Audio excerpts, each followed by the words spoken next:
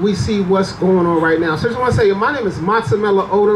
I'm the international president of something called the International People's Democratic Uhuru Movement.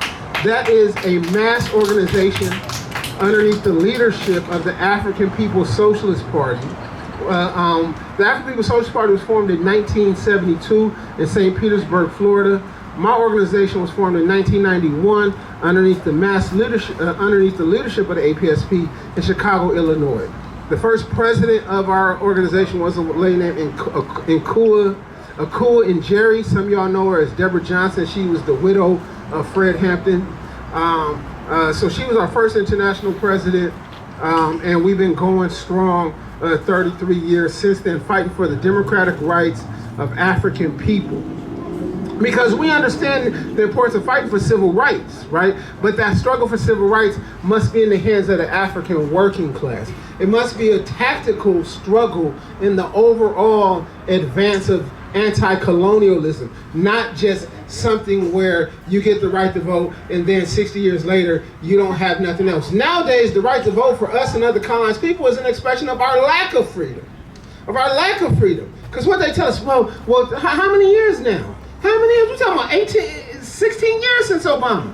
And, oh no, you just gotta push that aside because the Orange Menace. Push that aside. So everybody get the Zionist lobby inside the Democratic Party get they say, right? Everybody get they say, but then when it comes to the anti-colonial demands, the anti-colonial position, we're supposed to put aside what we understand as freedom. It's been 60 years since Malcolm X put the ballot or the bullet out.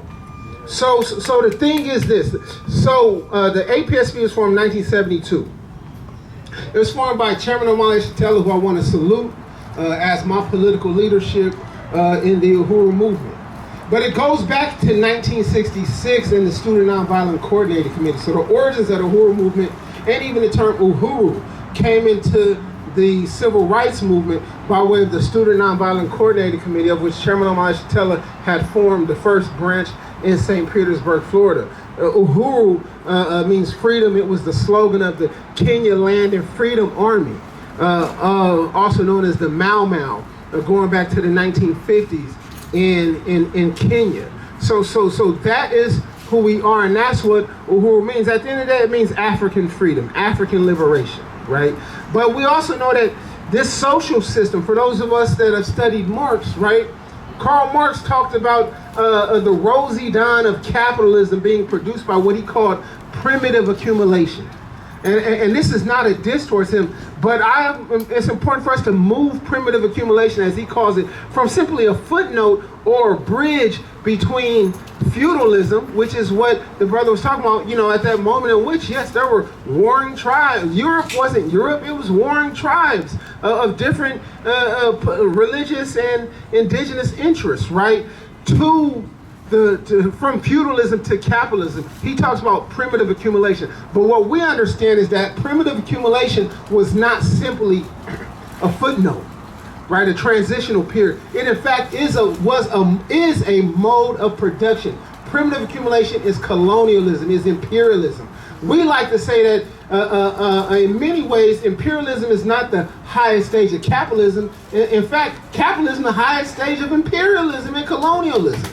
This social system was birthed with the theft of indigenous land, the theft of African labor. And we must always recognize that. That's right. We must always recognize that, especially as we speak of the Chicano Moratorium.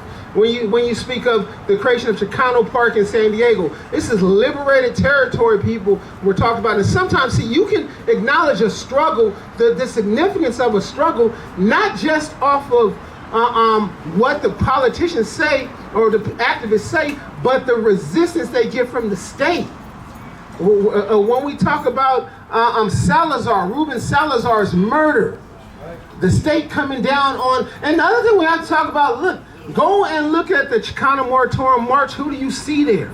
You see Africans. The main picture, you got a young black boy and a young Chicano man next to each other. We need to tell the youth that.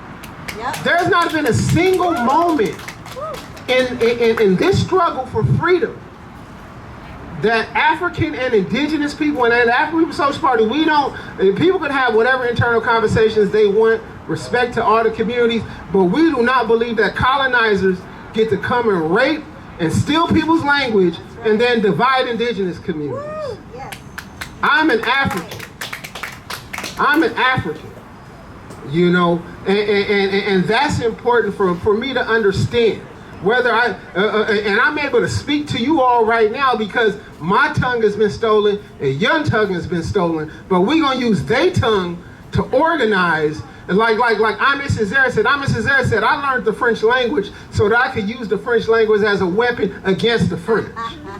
And that's what we have to do as colonized people, as anti-colonial people. We have to unite. So we have to get right now behind the Uhuru 3.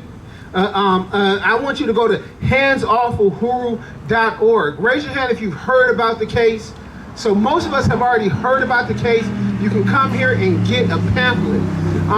The trial is going faster than we thought, but it's going faster than we thought because the state has nothing but lies. Literally only putting FBI agents who know nothing and care to know nothing about the history of the Uhuru movement on trial. But what they know is this. They know that the APSP represents one of only 2 continuous legacies to the Student Nonviolent Coordinating Committee in active formation right now, unhindered. The longest black revolutionary newspaper in print since 1968. So this is something that we should all be behind. If you can't get to St. Pete, to Tampa, to the federal courthouse, I mean, they got those, I'm not saying fly, Spirit, whatever, Frontier or something, but however you can get out there, get out there. We near LAX, they got flights going 24 hours around the world. Get people out there, get people out there. If you go to handsoffwho.org, you click, you can find that. So there's so much more that can be said. I'm pretty sure I'm running up on time, but I really just want to salute everyone that came together. First off, the importance of getting behind the Palestinian struggle. It's the Student Nonviolent Coordinating Committee, of which Chairman Lamani Shatella was a member at the time that they put out the position paper in defense of Palestine. And I tell you this, what happened. When the Student Nonviolent Coordinating Committee in 1967 put out a paper in defense of Palestine, all the support, people who revealed themselves to be Zionists, who said they were against racism, said they were for civil rights, they immediately, overnight, pulled all their money out of support for the civil rights and the Black Power movement. That's because they saw the civil rights and the Black Power movement as a struggle that was going to advance their freedom. But that's not what true solidarity and anti-colonial struggle is. True solidarity and anti-colonial struggle I kind of want to take a quick step back because the truth is that true freedom for all people is what's going to bring us forward. But that's not what they wanted. But they left people stranded. People died because of the resources pulled out and the abandonment happened because of the Student Nonviolent Coordinating Committee. But nevertheless, it was the right thing. It set the path forward for the African liberation struggle. There are no closest friends in the United States that Palestine has historically than the African community, than the indigenous community here in the United States. And we have to hold that up. We have to say that, right? We have to, at the moment of the fight against apartheid, it was always free South Africa, and free Palestine. That was always, and the other thing we have to note is that it was also always connected to the struggle in Central America. So at that time, but Latin America overall. So we have to take this internationalist position, right? This is absolutely crucial for us right now. You know what? Our numbers might be smaller now than they were last October, but do not be dismayed because your political impact is much further than your numbers might always seem. Because that's what it means to be a vanguard. That's what it means to be the tip of a spear, right? Our newspapers call it the burning spear, right? And what it means to be the tip of the spear to be the vanguard. See, the thing is that, like, when you're the head of a social movement, being head of a social movement is like being a wave maker. When you're out at the sea, you don't know the source of the wave. All you know is the size of the ripples in the ocean, right? We are setting the ripples in the ocean. We're also letting them know that we're letting our Palestinian brothers and sisters know, our Chicano brothers and sisters know, we're letting the people in the Uhuru movement in Florida know that we got their back. We got their back. And I tell you this, ideological parity is the result of common struggle. It's not always the beginning point. You know, so you build those coalitions. You create the principles of unity through which the actions will hold, right? And hold people accountable to those principles of unity. Don't waver on them. But understand that ideological parity grows as we work together. I've been working with these brothers right here for like, these comrades right here, sorry, for like 11 months, but it's for like 3 years, don't it, Paulo? Yeah, I met Paulo October 14th. And from there, yeah, but I was pushing up against an open door, right? That's what it's about. That's what it's about. So I really salute the organizers of this event and all of them. I salute the organizers over here, reminding people to mask up, because I tell you this, at the moment that colonial capitalism felt that COVID wasn't going to hurt their dollars no more, they act like COVID don't exist.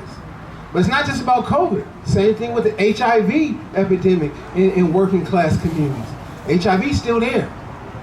Black, trans people, black, same gender loving people, black, poor, HIV rates through the roof. Down in the border, in the border area, South Texas where I used to live, HIV through the roof. Through the roof. But because rich people in Hollywood not dying no more, they act like it's done. It's not done, y'all. But that means we gotta take our best interests and be the lead. Be the lead on all these things. And this is what the case of the Uhuru 3 is representing. It's going fast. We thought it was going to be a month. It might wrap up this week. So go to the Burning Spirit TV YouTube page. Go to handsoffuhuru.org. I have flyers right here. Please come get a flyer from me and really understand that at the end of the day, we say all roads lead to Uhuru. All roads lead to freedom.